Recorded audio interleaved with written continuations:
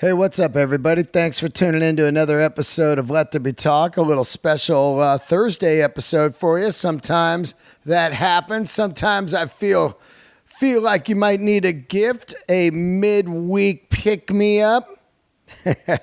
Here it is.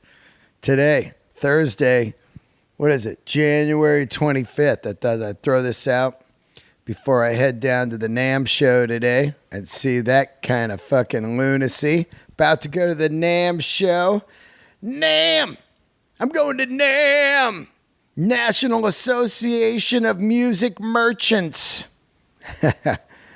I was like, this year, I was like, I don't know if I'm going to go. I've just been so fucking swamped. I'm moving, everybody. That's a little piece of news for you. I've been 2 years here in the Valley, and I didn't cut it. I didn't make it. I didn't make it. I can't do it. I can't live in somewhere in a town that I'm not digging. You know? I mean, I lived, 16 years in Hollywood, and then I had to move to the Valley because I couldn't find anything. And I've made it 2 years, and that's it. I went full on, like a full-time job, and just drove the streets of the neighborhoods I wanted to live in every day, sometimes 3-4 hours a day, pulling over, calling, going in, looking at some of the shittiest apartments I've ever seen. Mind blower. Either it's way too expensive or it's complete piece of shit, one or the other. And sometimes it's way too expensive and a total piece of shit. So I took it on for about 4 weeks and found a spot. And I'm happy to say that, look, my place here where I live now is great. It's a beautiful apartment, but it's freezing cold. The heat doesn't work in this place. Freezing cold for LA. I'm not saying freezing cold for wherever the fuck if you go, oh yeah, I live in Detroit. But this place has, the heat does not work. It just turn it on and it just goes right out the windows that have about a 2-inch gap.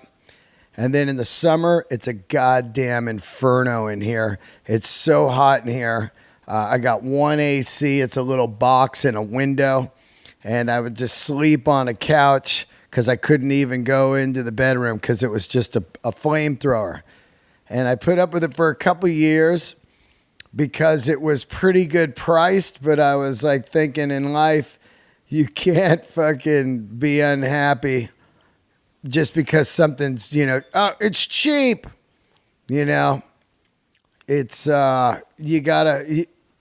I didn't want to die in the Valley. You know what I mean? Like, yeah, Dean, he died in the Valley. That's just sad. I don't mind this one. Dean, he died in Hollywood doing what he loves, stand up and everything, That makes sense to me. And, life's too short. So anyway, I'm about to move. So my life is going to be upside down for a couple months again. I hate moving. And I didn't move for 13 fucking years from my other apartment. And I would have never moved. I had to move. I got ran out of town. That's what happens when you're a renter. And, somebody wants to move into the place or sell the place or whatever. But on the flip side of that, when the pipes break or the hole comes into the roof. The hole comes into the roof.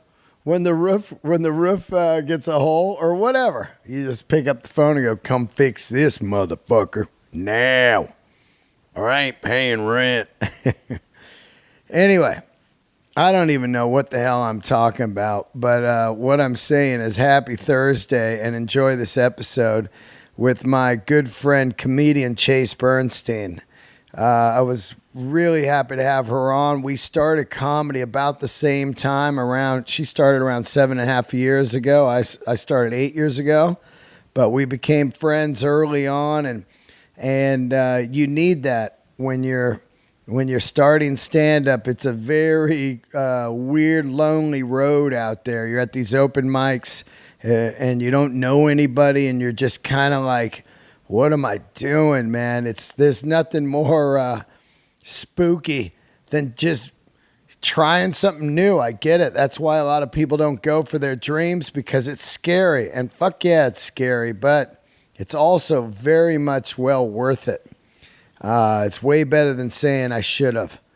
Anyway, Chase has been doing comedy for about 7.5 years, and she's been busting her ass.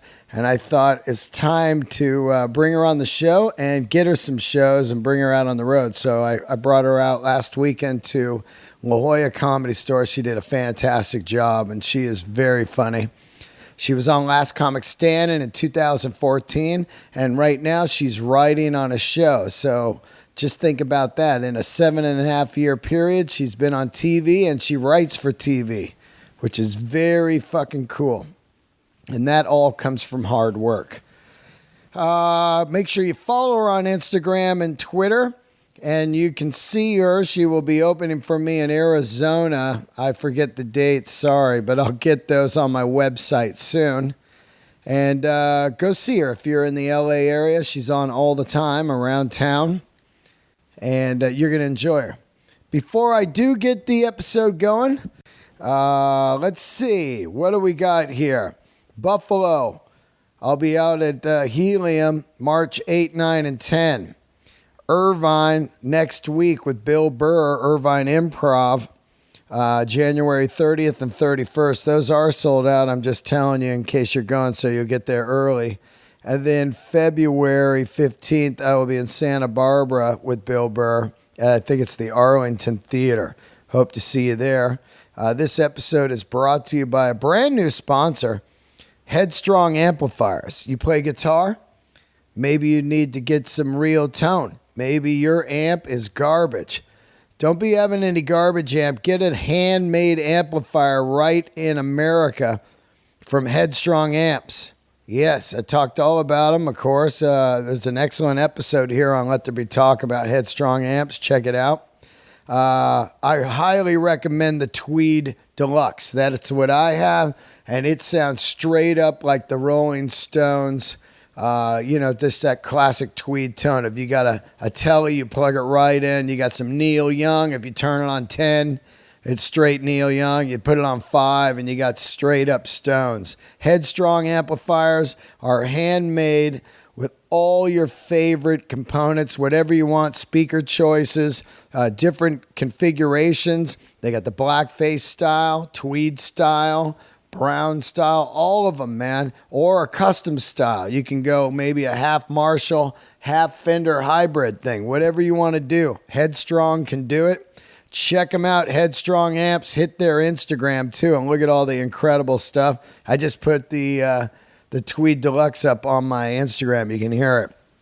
Also, my other rock and roll sponsor, Carson Hess Guitars. Carson Hess Guitars, right out of Michigan, handmade guitars. Get yourself a guitar, a Carson Hess guitar, and a Headstrong amp, and that's all you will need for the rest of your life. I guarantee it. Play those two things. The longer and the more you play them, the better these things get. That's why all those vintage amps and guitars sound incredible, because they were played like fucking crazy. I love all you guys. Enjoy this episode, man. It was great to reminisce about old days with Chase, us hitting open mics, and the lunacy of that. Thank you so much, guys. Keep the candles lit, subscribe to the podcast, and leave a review on iTunes. I'm at 1,005 reviews. I love it. This is episode, what is this? Episode number, I think, 403. So, wow. Keeping the goings. Hey, keeping the goings. Here it is, right here. Here she is, the great, funny Chase Bernstein.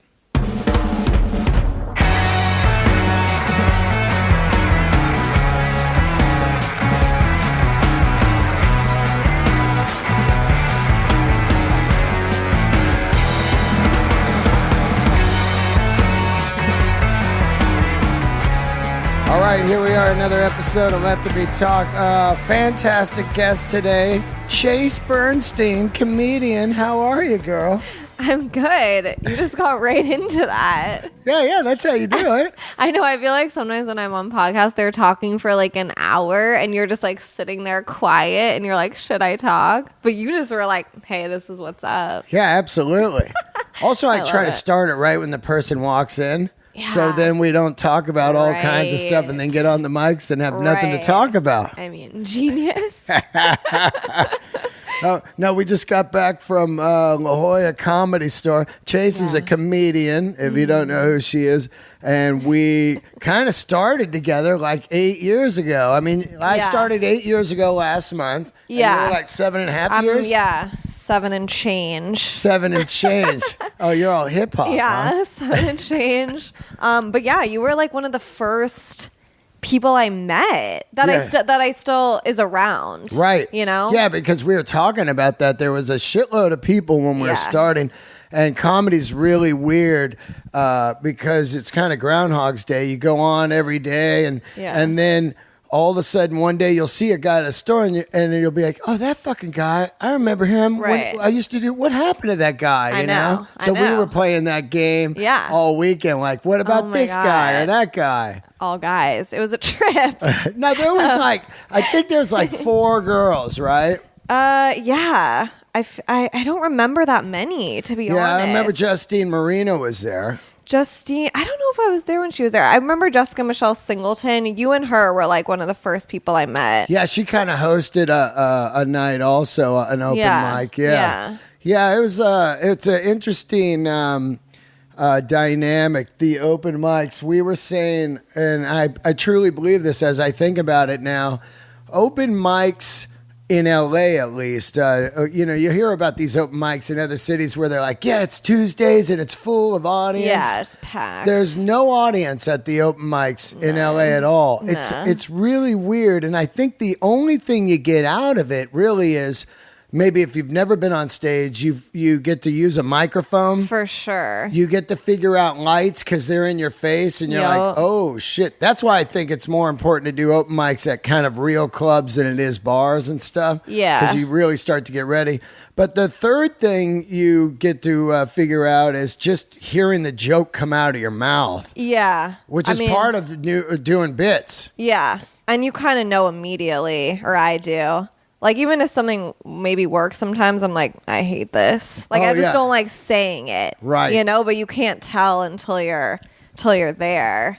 But the thing I think, and we said this, open mics, really what they do in LA is they weed out the weak. Yeah.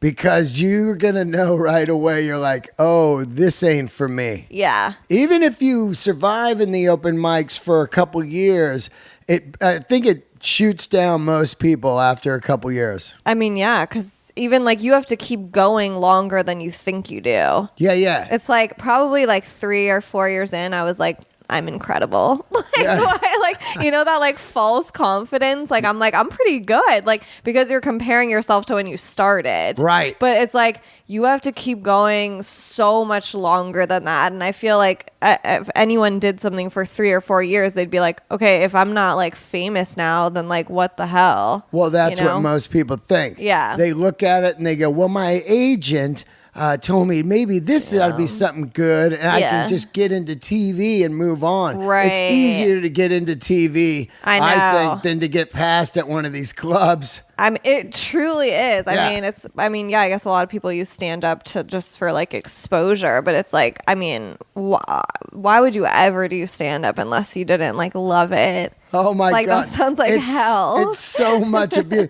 First of all, you got to look at everything when you're first starting. You got to pay gas in your car to get to the place where you just battled traffic. Then you find parking. You either pay for parking or you park somewhere far away and you walk. Then you get there and about 90 or maybe 80% of the times you got to give the club $5 for 5 minutes. Yeah. But when we started, I always supported this. People say, I'm not paying. It wasn't paying because they gave you a drink when we did it. They gave you some water. Yeah. Well, they gave you water or an iced tea or anything. Right. I mean, I do see both sides of the coin, because why does a guy just open his business to like 80 people that don't fucking spend a nickel there? You know, it's not a. No, I know. It's like, it's hard to, when you're there, to justify. And I mean, after a certain amount of times, I'm just like, I'm not going to the ones that I have to pay, because it's just like, I'm saying at first, like, totally. And it's like, yeah, it's not fair to them, like,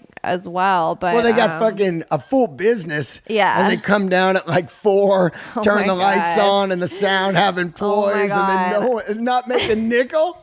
You know I what I mean? can just like feel Haha Cafe. Like, I feel the light of when you walked in, and then you just got to like wait around, and then they open the curtain and it's like dark in there, but it's light outside. That was really weird. The facade of being, when you came out, it was still light out. Man. It was like vampire. You're like, no, you did not feel good. You were like, what just happened? Yeah. But I mean, Haha, like, I think it was a good place to kind of start. Like, well, it's a real club. As far as, you know, that's what I say. The more you're on, once I started doing the clubs, you know, open mics, you're like, oh, this is way better, because they have a real sound system, some real lighting, and you're kind of getting a sense of what it's like if you ever started to go on in that club. Right. You know, you really start to feel, especially the OR. Once I started hosting at the OR for potluck, you're on there for 3 hours sometimes. And that fucking hosting might seem like a slave ship, like, oh my God, I'm up here 3 hours. This is horrible. But to get comfortable on that stage is worth millions of dollars. Totally. Yeah. So you started like 7.5 years ago. What made you get into comedy? You grew up in LA, right? I did, in Studio City. Yeah. Not like far from here. One of the few people I know. Yeah. Lived from there. I mean, never thought about doing stand-up. Yeah. Like, you know, some people, they're like, I always wanted to do stand-up. I'm like, I never once thought about it, like, ever. Yeah. Until kind of I started doing it. Like, well, I guess I did improv. I kind of did improv by accident. Like, I signed up for an improv class, but I think I thought it was stand-up. No, after I graduated from college, I was watching a lot of like Parks and Rec. Yeah. And I saw like this newspaper article with Aubrey Plaza, and I was like, oh, I love Aubrey Plaza. And it was like a thing for UCB. And I was like, damn, I want to do what she did. Like, I don't know. And then I signed up for these classes. Were you into that? Other than that, were you watching like Saturday Night Live? Not really. I never really watched Saturday Night Live. I know that's sort of like controversial. It was just like never really like a part of my life. Oh, yeah. I mean, like, hey, watch out for Twitter. Chase Bernstein never watched Saturday Night Live. It kind of is. Like, people are just like obsessed with it, like praise it. I'm like, it just never really like hit me. But it's a little too like sketchy. Like, I don't love like sketch, you know, like I'm such a purist. You like funny TV shows. Yeah. But, whatever. I accidentally signed up for improv. I think I thought it was stand-up comedy, and thank God it wasn't, because I would hate to have ever taken a stand-up comedy class. Oh yeah. No offense. Yeah. But, so I did improv, and I liked it a lot, and it got me like into comedy. Where at UCB? At UCB, I went through all of it. The one on the small one? The Orig, yeah. Wow. Orig. Well, you did it all, huh? I did it freaking all. How many years is that? It was like 1 year, because I was working just like as a hostess, so I had a lot of time. I like some of them I just did the fast track class. Right. I'm like, let's get it in, you know. What is the fast track class? Like, you can do, it's like some of them, I don't know how they still do it. This was like a while ago, but that you can do once a week for like 4 months, or you can do it every day for 3 weeks. So I could do every day because I was just working at night. Oh yeah. So I just got it in. But and what kind of shit were they teaching? Like just standard improv? Yeah, and I never seen improv in my life. Like, I didn't get it. Like, I just didn't understand what it was. And then I slowly started getting it, and I started going to UCB, and then I saw some stand up, and I was like, I just want to do that. I think like I like improv, but it's just not for me really. And then I started doing stand up because do you know Asif Ali? Who? Asif Ali.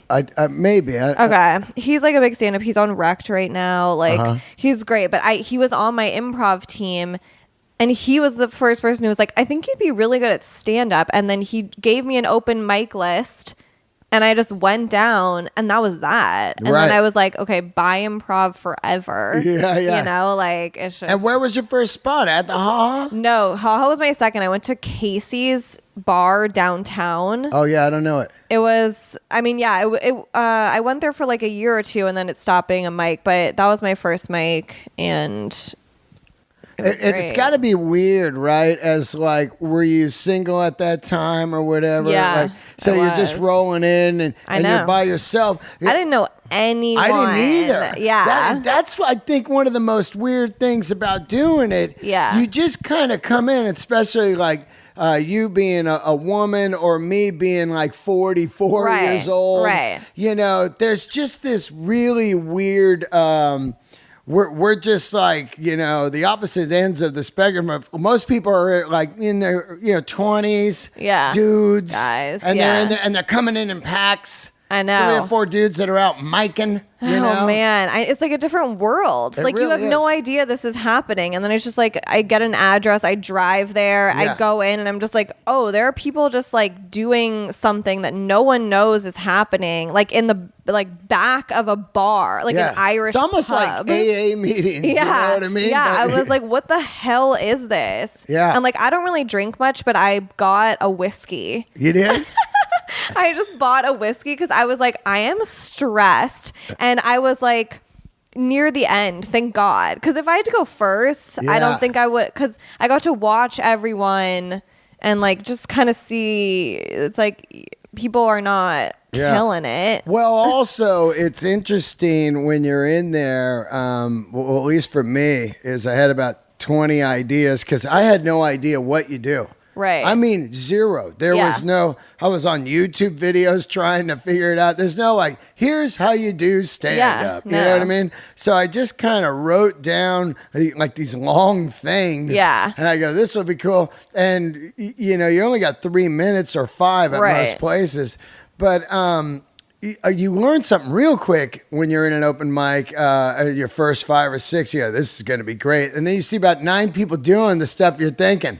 Oh my God, yeah. And you go like, oh, well, this is all out. Because you think you're all original. I know. I'm like talking about birth control and like everyone's talking, even roommates, guys are talking about birth control. Yeah, Facebook. Yeah. You know. I know. It's all been covered. All of it. So, I mean, I still struggle with that now. It's just like it's like, I don't know. It's rare to find something that is just like for you. Yeah, it's really, really rare. And I think I remember I was reading this thing that someone said. It was Maria Bamford, which is amazing. She said, if I see somebody doing something similar to mine, I just abandon it right away. Yeah. And it takes a lot of work to do that because there are a lot of people gearing around the same premises, but if you have the ultimate bit of that premise, then But if it's kind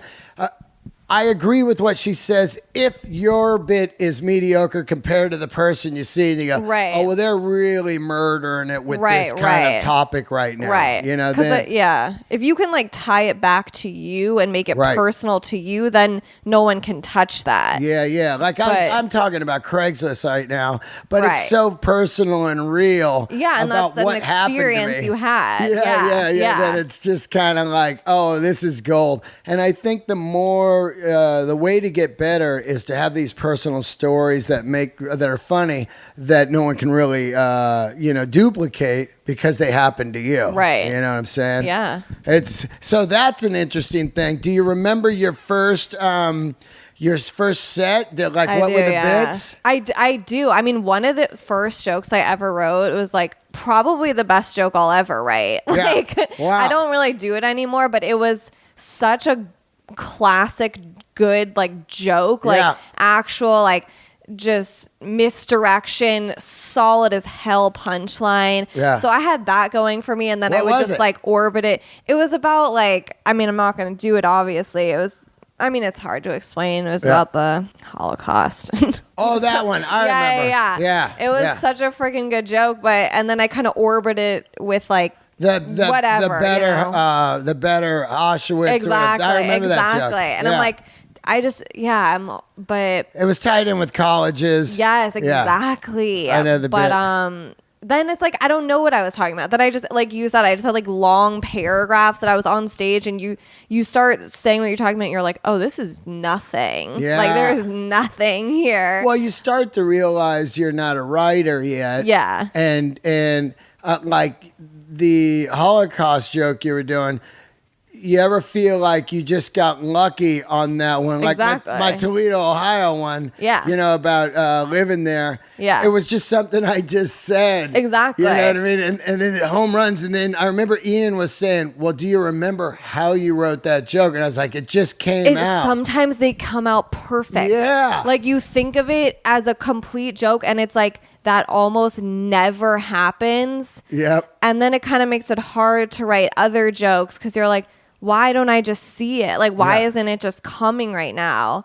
And you have to like really think about it. And then it really takes the fun out of it. And you're just like, well, it becomes work. yeah, it's just like, it's so sad to like just be like struggling to make something funny. You're like, God, why is it? I don't know. I know, it's just right? so painful. But yeah, when it can come out complete, it's just like a miracle almost. Do you find that I find this is for me, I don't know, but I love the misdirection style, but I think it needs to be mixed with other styles because after about 15 minutes of that style, you're like, oh, I get it. Yeah. He's going to take this like, turn every time. Exactly. Yeah. Well, I can't write that many. Like it's like I like to have a few, but me too. I don't. I mean, some people can just churn them out. I mean, I don't think I can. I think they're incredible for icebreakers at the top of the set. Oh yeah, or middle of the top. set in between long bits. Yeah, you know, to grab just to them get back them back. in. Yeah, I know, but it's like those aren't even the jokes that I like telling. Like I like telling the ones where it's like there's subtle punchline built in and it's maybe more the way you say it or the cadence, the nuance, all that. The stall waiting for him to get it, you know what I mean? Yeah, it's all those cool things, those mechanisms of comedy. I know. So you start doing comedy now. Once you do it, does it bite you? Like it bit me. I started going every day. It bit me hard. Yeah. And so what are you seeing anyone at the time or anything to where you're like, I'm just asking because I think when you're doing comedy and you start out, you really need to almost be single and have complete blinders on, you know? You really do. And someone actually told me, because when I started, I became truly obsessed and I quit my job because I was working for the first month I did it, I was working as a hostess at night at a restaurant and I was like, I can't only do this once or twice a week. Like I have to do this every night, multiple times a night. I quit my job, like got a day job at an office. That was hell. But I was like, I just want to be able to do as much stand-up as I can. And I remember someone was like, you are going to have no friends. You cannot have a relationship. Like you have to give everything you have to this. And it's like, I remember them telling me that and thinking that someone else might be like, well, fuck that. Like, I don't want to do this. And it was like exciting to me. Like, I was like, I want that. Like, I believe that too. Yeah. Because it finally, what it does is and like I was talking to you about this and we'll get into it. You've had some funny jobs and it interested me that you said you liked working at one of them. We'll get into that for a minute. But what it does is it really creates what you need in LA is some kind of regiment, a reason to get up each day. Yeah. And it gives you this work ethic because in LA, if you don't have a real job, your work ethic is just kind of like, I don't know. It's like hopefully something will happen. Yeah. You know what I mean? Yeah. So it gives you a drive and gets you out. So you start going on. I start seeing you quite a bit. You know, and I didn't know this till a couple of days ago, but you said I gave you your first show. Yeah. And how long was that after you're doing open mics? It might have been like a couple months. Right. It was that. You know. Yeah. And Yeah, it was probably too early for me to be doing a show, but it's like I don't think so, though. I think that what happens, and this happened to me too, is here I am. My first set was at the Hollywood Improv. Yeah. My second set, I was like, I'm ready for the Comedy Store. Right. And I went over there and I was like, oh, I need to go hide out for a while. So I think you need these barometers. Oh, for sure. I mean, it's great. It's like that happens. It's like you start open mics and someone thinks they're funny and puts you on a show, and it's like you're not ready for it, but it doesn't matter. Like it's just part of it. But yeah, I was telling you, I remember that show and I was so scared. Like it's crazy. It's like, I mean, it was at just like a bar. Yeah, it was like, but a really high end bar. No, it was nice. It's called the Falcon at Sunset, and they had it set up like a showroom. It was cool with these booths and everything, and there was tons of people there. There were so many people, and I was like, oh my God, like what is happening? But I mean, it was great. And I remember even my second show was maybe even like a few months after that, and I was just kept being like, I'm not ready. But if people ask you to do stuff, like you just have to do it, because it's like you're never gonna maybe get better. Well, yeah, I mean, like you could swing the bat all day long, but you got to get into the game. You know, it doesn't matter if you strike out at the game. At least you're in the game. Yeah, you know? And you learn so much from even one show. I know. You know what I mean? Because you're like, oh, there's people here, because like I said at the top of the show, at the open mic, I didn't even stress this enough.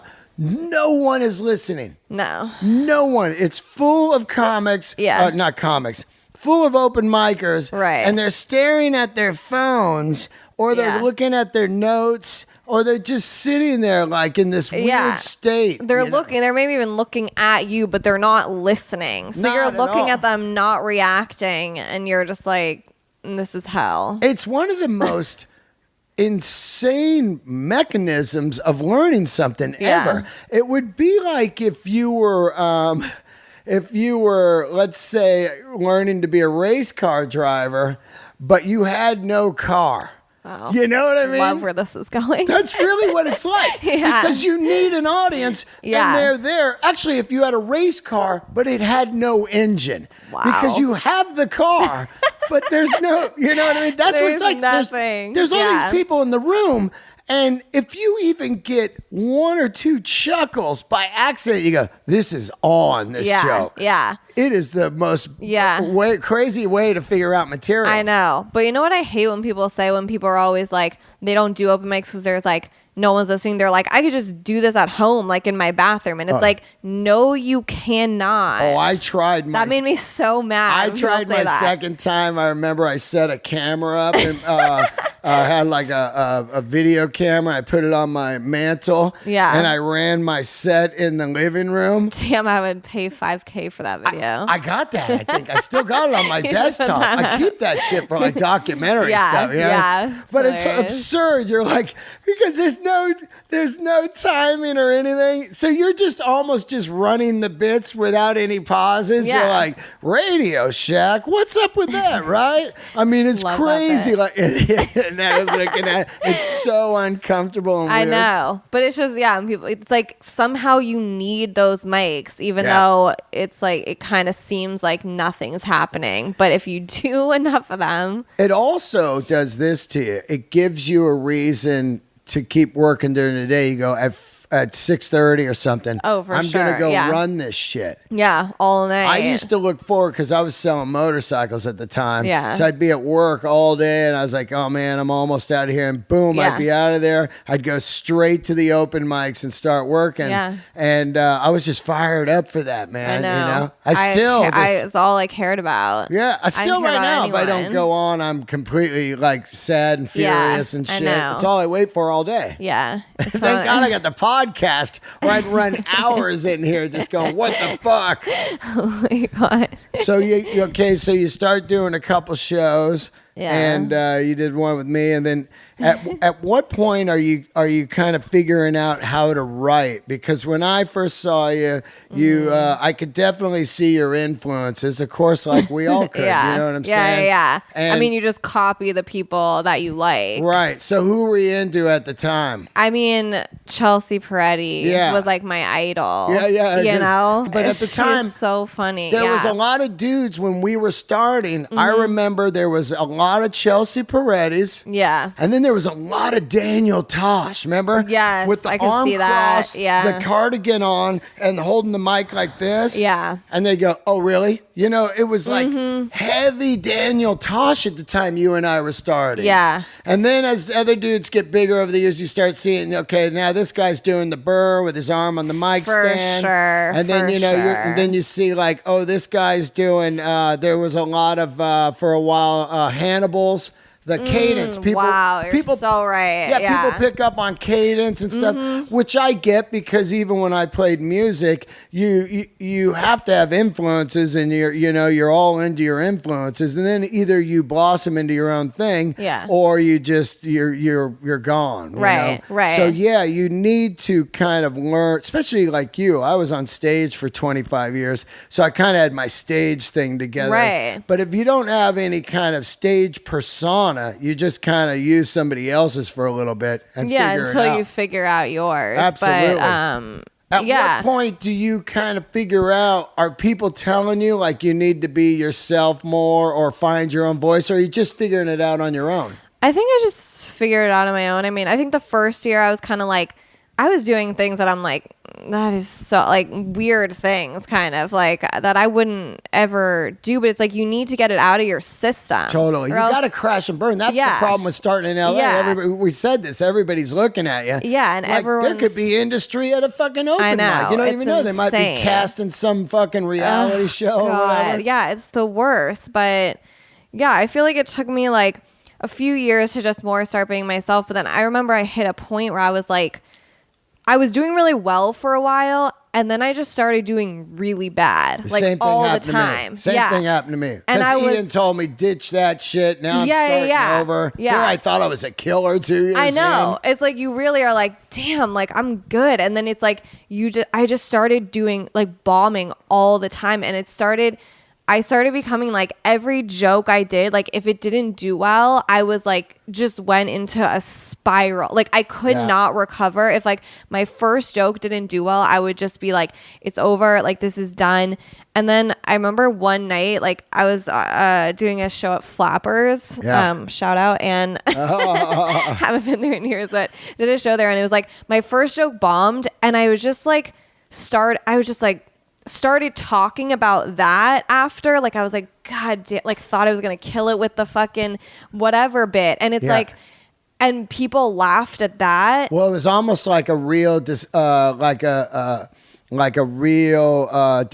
with yourself, but it was coming out on the microphone. It was 100% honest reaction, and then I kind of realized that that's kind of where I do well, is like after the jokes. Right. Like I kind of talk in between, and people really like that. And it's kind of like people will tell me like that's my style. And I figure that out after like a year of just like bombing and being so precious with everything and being like, everything has to be perfect. Like you can't like... Don't go off the map. Yeah, exactly. Right. And once I started doing that, I was like having fun again, actually, because I wasn't having any fun for like a year. You're engaged with the crowd. Yeah. And you're a human. Yeah. And you're not just a hologram up there delivering bits. You know what I mean? Because I think that is a style for a lot of people if they're just surgical joke writers or whatever. God. But I really love the artistic side of comedy of anything could happen. Exactly. Last night, I was in a sold-out room. Rogan brought me up, and a fucking guy was sleeping dead center with 400 people in the room at 10:30 at night, full asleep. Immediately, I have to address this. It's like, that's a gift. It's a gift. I love shit like that. Oh, yeah. Some like people when that don't lady like passed it. out in my San God. Diego, Yeah. I was like, all right, I have to fucking address this because this is fucking horrible. Yeah. You know? Yeah, and the you have to horrible be in the stuff, moment. it becomes gold. I know. It really does. And I love that stuff. But some people, they don't like it. They want it to be attentive. Some people want it perfect. to be this perfect fucking thing. And when you get humans together, there's going to be some garbage in there. Yeah. And so it's not going to be perfect. It's absolutely not going to be perfect. Never. You can't put 100 to 200 to 300 or even 50 humans together that don't know each other, and it's not going to just smooth sail. You're going to run into all kinds of, not even the people, but the sound system could go down, the light could go out. Everything. Yeah, everything can happen, so you got to be ready. But I love that. That's my favorite part. Yeah, right? Yeah. Because you feel alive. You really do. Yeah. To me, I love, my favorite part of stand-up is when a brand new bit about a week old starts to work. Yeah. Like, holy shit, I got something new here. Yeah. And I think about, like, I just wrote this joke at some shitty deli down the street. Yeah. And it's killing this room here. Oh my God. I mean, this past weekend, like in San Diego with you, I got like really inspired again, like to write, I don't know. I just hadn't been like around. I don't know. It was just like really hit me. I was like, damn. Yeah. Well, I didn't say anything just now, but maybe I think it's understand what I'm good to talking be about. around people that are completely enthusiastic about comedy. Exactly. Like me, because I fucking love it. And I think if you get in a rut and you come in around me or people that love it, like I'm around Burr or Marin, these guys love comedy. And then you go, oh yeah, this is fucking great. That's exactly, because I was also telling you, like, I had some writing jobs last year, and I kind of was like, I was definitely in a rut like these past few months, and this past weekend just like brought me back to life. Yeah. It's so much fun. It's so good. Now you're 7.5 years in, you start doing stand up. Yeah. First of all, let's talk about a couple of your jobs, why you're doing stand up. I know you worked at In-N-Out Burger, but that wasn't why you were doing stand-up. No. That was in high school. But you actually said you liked working at In-N-Out Burger. I loved working at In-N-Out. Yeah. And I have a joke about it. I've like written things about it. Did you eat the stuff every day? Like I worked at Foster Freeze, and after a while, you're like, I don't ever want to eat this shit again. I know. I didn't eat it every day. I definitely had like a root beer float every day, which I feel like I invented there. People are always like, you can get root beer floats. I'm like, duh, they have freaking vanilla ice cream and root beer. Yeah. But I didn't eat it all the time. I tried a double once. It was hell.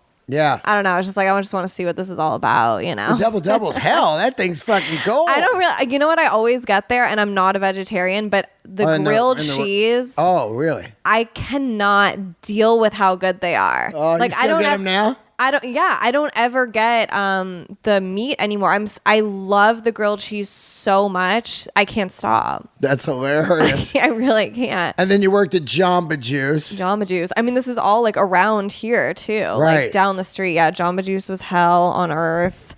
When I started seeing you and stuff, I thought you worked at like the mall, like a shoe store or something. No, when I first started, I worked at a law office. Oh, wow. As a receptionist. Yeah.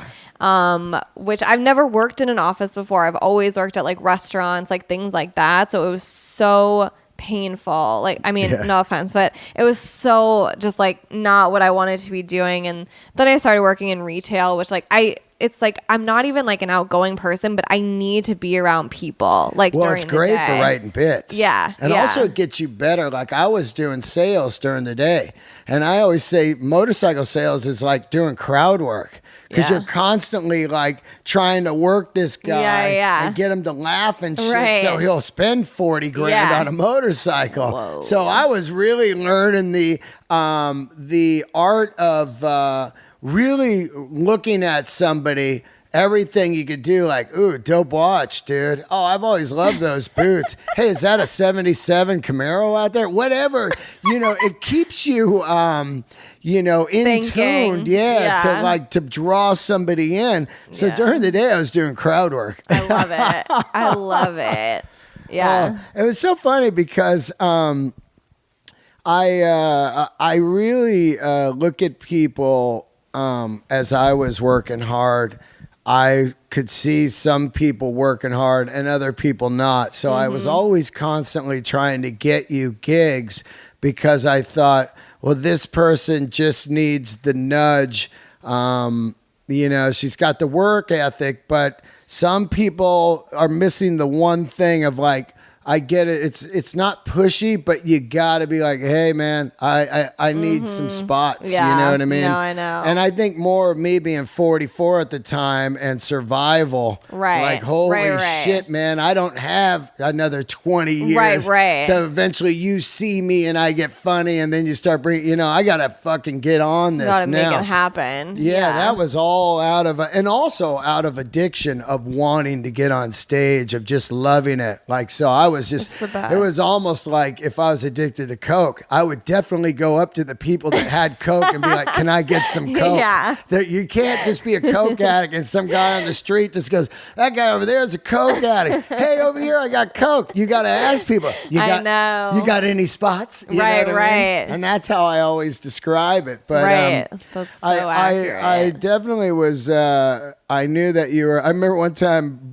Burr was like, "Hey, you got anybody good that can open for me?" Because I was out of town. I know. And I was calling you all This day. is devastating. And you were I don't at even like work. to think about it. You couldn't answer your phone. I can't answer my phone because I have to lock it in a fucking locker that I can't even open, and I'm just like, I get to my phone and it's like missed calls, and I'm just like, it was one of like the worst feelings because like you're at somewhere you don't even want to be. Yeah. For like money that you're just like, I'm just doing this so I can do this other thing, and then I was like, fuck it. I know, it sucked. I was just like, oh man, that is one of the key things I always tell people. If you're gonna do stand up, you've got to find some kind of job that works with stand up. The job has to be second. Of course, you need it. Need it in money and rent and everything. Yeah. But you have to find something. If you're working nights. And I'm going to tell you this, and I tell everyone this over and over and over. If you want to do stand-up and you're working nights, you're out. Yeah. You are out of the game. Yeah. I don't give a fuck any excuse you can use, you're out of the game. Because night is when comedy happens. Yeah. Jobs happen 24 hours a day. Find one that doesn't happen during comedy. Yeah. You know I mean, what I mean? when I was working at one of the clothing stores there, it's like, they wanted me to be a manager, and I was like, I can't. Yeah. I was like, I can't stay past 5 and I can't have this responsibility. Like, Yeah. I don't have room and I can't stay here. And I don't want to. I don't want to, but it's like more money. It's like, yeah. I don't give a fuck about your more money because you're just trying to draw me in with your extra scratch. I know. And I don't want to be a key holder. I know, don't but give a it's fuck. hard, because you're is. like barely making money, and you're like, I know, it is hard. It's like, Well, I mean, there was no part of me that was ever going to do that, but it was like, damn, like, you just gotta like trust that one day it's gonna work out. And it's like, I mean, knock on wood, but it's like now I don't have a day job. It's like the number one thing. Well, I always tell people, hey, look how easy they wanted to make you a manager. You could do that 20 years from now. I know. All you have to do in America in the workforce is show up 6 months straight and not call in sick, and you'll be a manager anywhere. They're like, you're incredible. It's that, they're like, I mean, I see these people when I'm out ordering stuff, and they're just the most garbage work people, and I feel sorry for the owner all the time. Like, I could imagine he picked this guy. Imagine what he was looking at. Oh my God. Can you imagine? The guy comes in for a job interview and he's just looking at his phone. He's like, what'd you say, bro? Check this Snapchat. You're in an interview. Oh my God. I never want to get a job again. I know. That's not in comedy. At what point do you not have a day job? Like, how does that happen? I mean, because you weren't doing a shitload of road work. How, does it become because you were writing on stuff? Yeah. I got a writing job. How'd you get that? Were you submitting packets? No, I was. I wrote I write for Guy Branum show, talk show, the game show, and they were doing the pilot, and I had written some like roast jokes for him for like roast battle, but like nothing really we never talked about like anything, but he was like, hey, we're shooting a pilot. I can pay you this little to write a bunch of jokes. Like, can you do it? And I was like, hell yeah. Like, I called out sick from work because I wasn't going to have time to finish all of it. Right. And I never do that. But I was like, I can't go to work. I have to just sit home and write these jokes. And I want them to be perfect. And so I wrote for the pilot. And then it ended up getting picked up. Yeah. Which was like crazy. And I was working at my retail job and the writing job. They were like, it starts in 2 days. And I mean, the clothing store I was working at, they were so cool. They knew I didn't want to work there. Yeah, you know? Like, same with me, the motorcycle place. They were really cool. They were like, yeah, like, we get it. Like, do what you need to do. And they were like, we can hold because it was only going to be a couple months. Right. So they were like, we'll hold your spot for you can come back after. And That's great. I was like, that's great. And then I did the writing job. And then when it was done, and everyone told me this, they were like, oh, you can't go back. Nope. They're like, there's no going back. Once you're in the artistic world, you can't go back. That's really where I broke down into a massive state of depression and had no idea that it was going to hit me. I had played music 25 years. Yeah. And then when I start working at Harley Davidson, I'm like, I'm done with music. It's just over. I didn't realize the impact to be thrown back into the work world is so bizarre. Yeah. Because, you know, as petty as some people can be in the comedy world, it's really weird around a work world. Yeah. Especially if you're killing it selling bikes and the other guy's not or whatever. Just the evilness of that. Oh my God. And then the weirdness of bosses trying to be a boss, you know, like just, you know, put you under you were 8 minutes late. It's like, eat a dick. I know. Dude. I was Everything. just like, I can't go back. Like, I don't want to look at my schedule every week and be like, okay, I have Wednesday off, like, and I have Friday off. Like, what can I was just like, I'm done. Like, whatever I can do to make this work, I just got to make it work. And that was like last February, like a year ago. Yeah. So it just kind of hits you at something. You're like, I can't. Yeah. And then you start to figure out, like, I don't really need these new shoes. Yeah. I need, you know, like, to me, you know, I'm moving next week. It's going to be more money, but really it's going to be less money because I'm no longer buying gas, insurance, you know, car. My time sitting on a fucking freeway. Yeah. And also, you know, I need to, as much as I'm already in the mix. Yeah.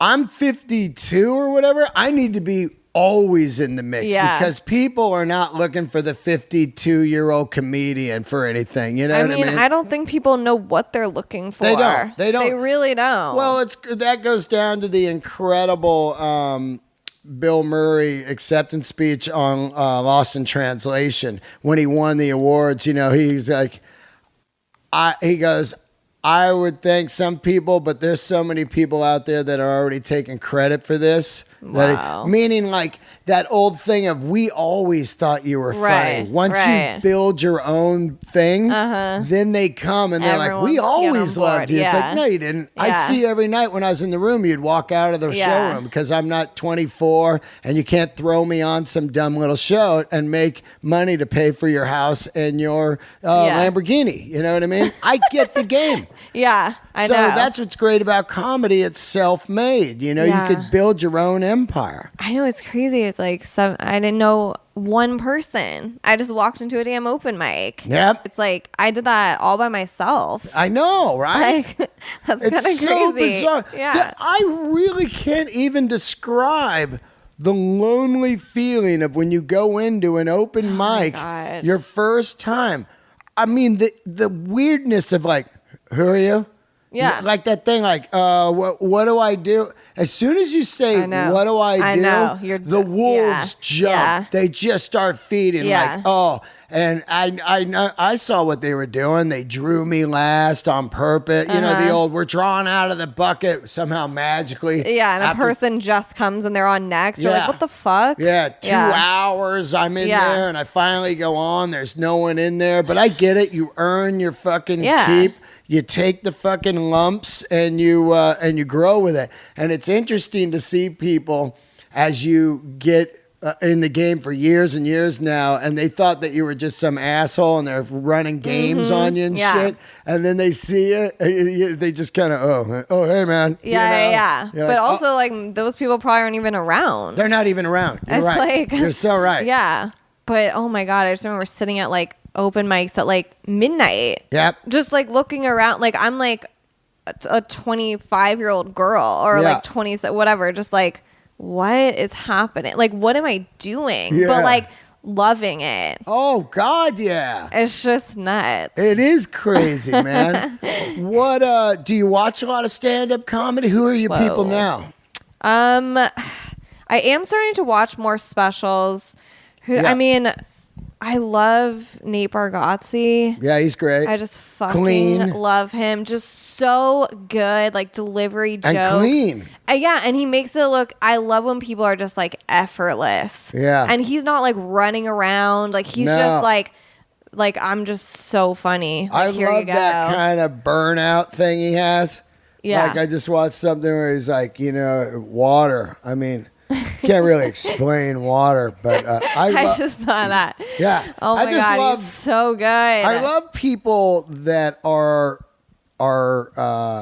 people. They're humans. Exactly. You know what I mean? Like I love to watch people and just be like, like I'm a fan of comedy too. Yeah. I'll retweet people that I love, and if anybody mistakes it for some kind of kiss ass or sucking dick, you are sorely mistaken. Yeah. This is all about, I am as much of a fan of comedy as I am of certain comedians too. The whole thing. Yeah. I know how hard it is out there. And I'm like, this is amazing. This guy got something. This is great. Retweet. Let people see it. Right. I know. There's so many funny people. Like it's crazy to be, and you're just around them all the time. Yeah. So you were writing on the show. Now, what was that like? Was it completely stressful and weird? Like, were you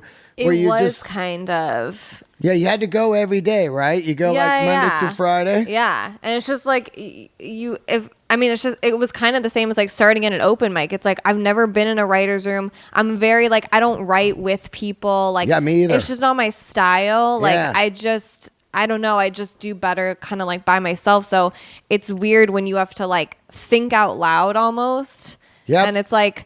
So what goes on in there? Is it a TV show? Yeah. It's a TV show. It's on True TV. It's coming out next week, actually. So is it a sitcom or something? Season. It's a game show. Oh, game That's show. also a talk show. So you're in there, and then is there like a whiteboard, and people are just writing up premises or something, and you're riffing on them? What do you do? It's like people are typing them out. It's a small room too, so it's like, I mean, even the difference between last season and this season, like I can feel myself being so much more confident, like.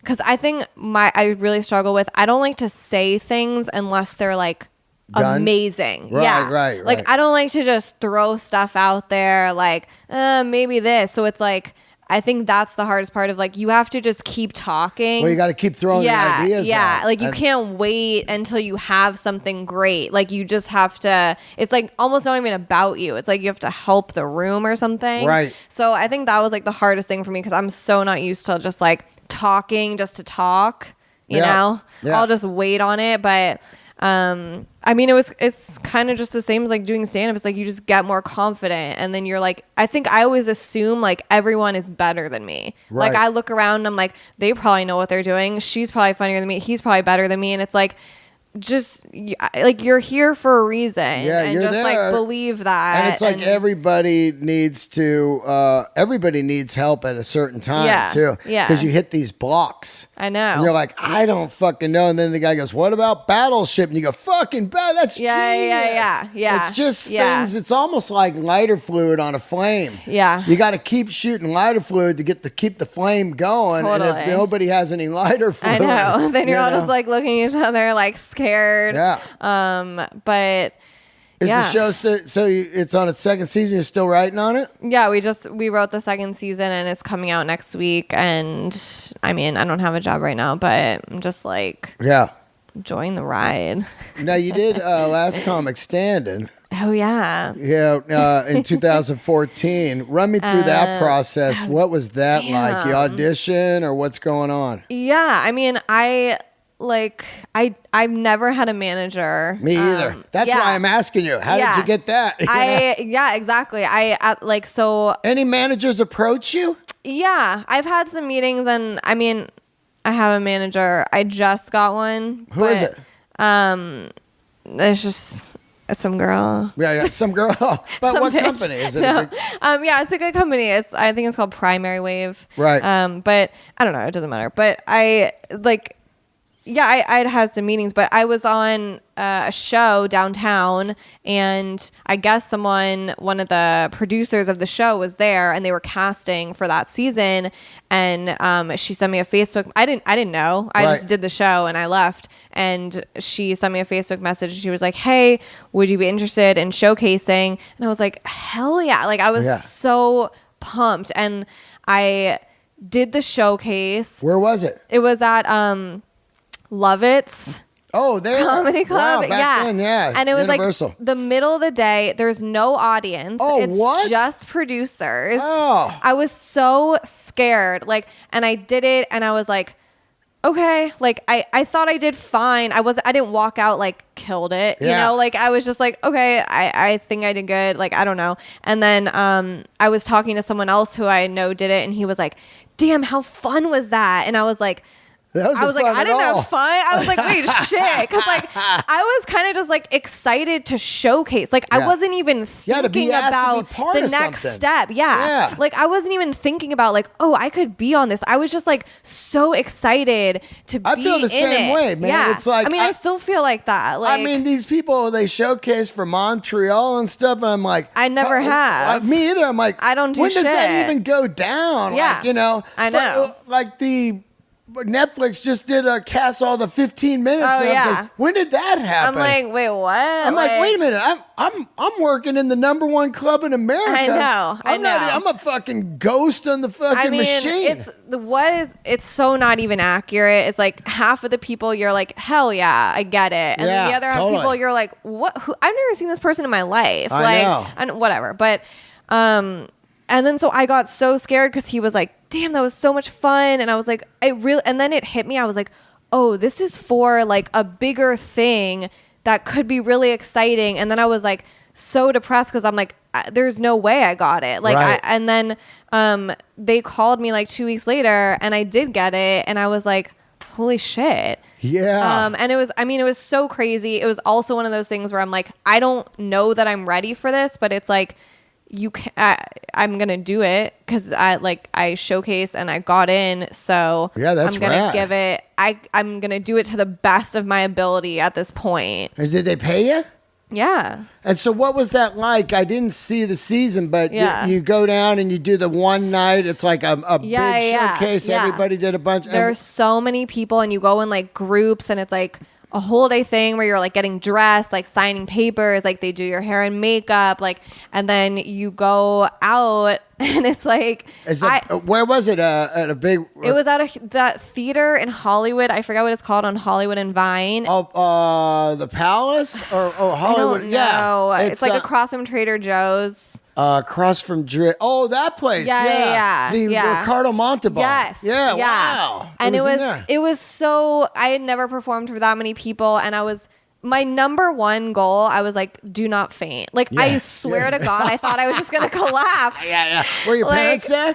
No, I didn't want anyone. I just like randomly did this thing. I didn't tell anyone I was doing it. I just like drove over. I was like, and I was so scared I was gonna freaking pass out, and I did it. And I remember I was so proud of myself. I was like, you know what? I know I didn't do as good as some people, but that was the best I could do at that point. Right, and like I'm proud of myself.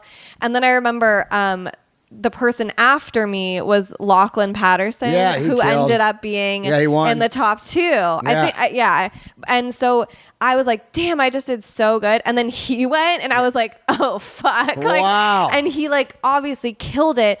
And I remember like talking to him after, because then I was like, damn, like I was like, maybe I just did like really bad. And he was like, in the best possible way. He's like the nicest guy in the entire world. And he was like, listen, he was like, how long have you been doing stand-up? I was like, 4 years. And he's like, I've been doing stand-up for 15 years. Yeah. He's like, if I can't absolutely like kill this right now, then I shouldn't be doing stand-up. It's so true. It's so true. It made me feel so much better. And like I had something to look forward to. Like he was like, you're doing great for where you're at. Yeah. Like, but if I can't be like the absolute best right now, then like I need to stop doing stand up. And I was like, whoa. It was That's just so a really true. like nice, I don't know. It's so true because if you see people that don't do that good and they've been doing it for years, you know, they probably don't care anymore, or they're just part-time in it, you know?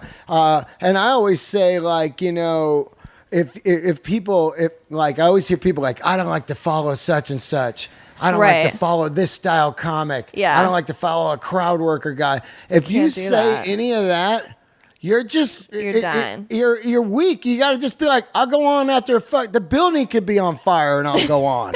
It's just about fucking being able to and that's not an ego thing. It's I know. I'm going on. Whatever fucking happens. This is great. Let's do it. And if you bomb, it's like you will learn so much from that. And the next time you probably won't. And then it's like now you just keep getting like bulletproof to the point where you're just like, whatever. It's true. But yeah, people want to like curate stand up, and it's like it doesn't work like that. Yeah, it really doesn't, man. And it also really just only works by getting on stage. Wow. You know? Thanks for doing the show. I knew that was the end. It was like the way you're like getting on stage. Yeah. And I was like, that's a wrap. Thanks. Well, tell everybody your Instagram and your Twitter. My Instagram is at Chase Bernstein. Yeah. And my Twitter is at Chase _ Chase. Unfortunately. Yeah. And come see us. I'm bringing her to Arizona. AZ. I forget when the dates are, but I'll post them on the intro. Yeah. At House of Comedy. And also maybe some other dates. I'll bring you out. It was sweet. Yeah, you did a great job. And I always I know a lot of people helped me because I was busting my ass, and I want to do the same for other people that I believe that bust their ass. Yeah. You know what I mean? Damn, you're the best, that BDR. way, people get it. They're like, "How come you don't bring me on the road?" It's like, I haven't seen you. Once a week? I haven't seen you at all. Yeah. You know, I got working. You know. Wow. So anyway, thank you so much, and thanks for Dean. doing a great job at La Jolla Comedy Store. You're welcome. All right, guys. Thanks for tuning in to another episode of Let There Be Talk. Subscribe and leave a review. And don't forget to check out my YouTube channel, Dean Del Rey. The link is in my Twitter bio. Thank you, guys. Keep the candles lit.